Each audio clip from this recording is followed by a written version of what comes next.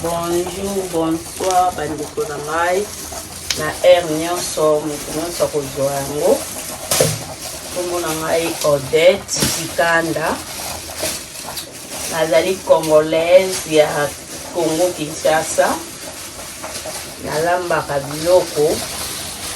Toza na posa ya kwanga na olambela kwanga. Toza na posa makayabo ya pilipili ya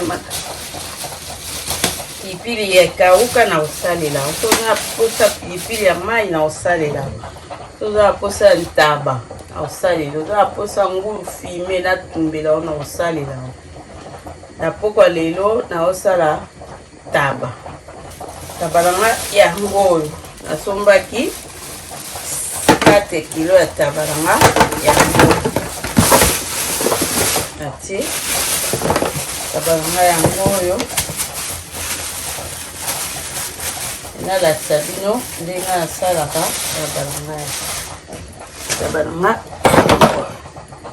oyo eza mungwa. Natiaka mungwa na ngai, tika mungwa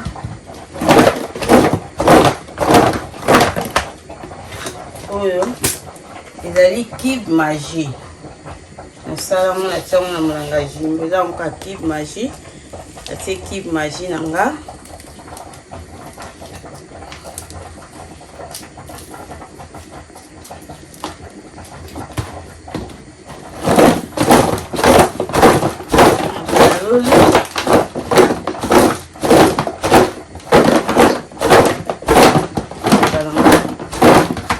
Natie na maka mafuta huile.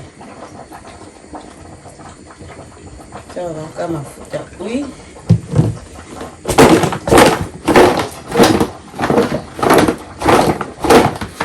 Après natie citron. Natie citron na ngai ya maika. Taba elongolaka solo ya taba. Natie citron. Asalelaka mpe viandox. Eza Cube Magie ya mai. Asalelaka mpe viandox.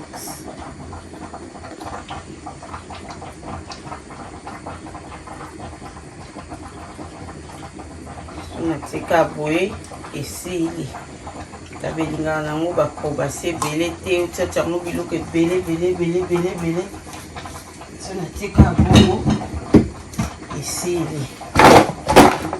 Nalisi yango lobi na tumbi. Naolakisa bino mpe lobila na kokumba yango. So na posa saelo taba. Okontakte ngai. Numéro na ngai ya téléphone 079 58 28 08 39 079 58 28 08 39. Odette soko bengi na numéro na nga okozwa ngai. Taba na ngai yango nalambaka kwanga nasala makayabu natumbaka mundele. Bilo nyonso Thomson peso na tumbela yo. Thomson bandoli ya Kinshasa les abuzo muno tina sale misi supu.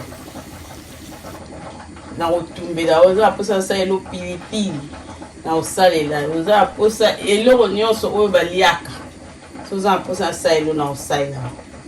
Numéro téléphone na nga na pesi bino.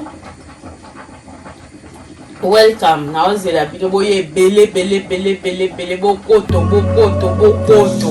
nazozela bino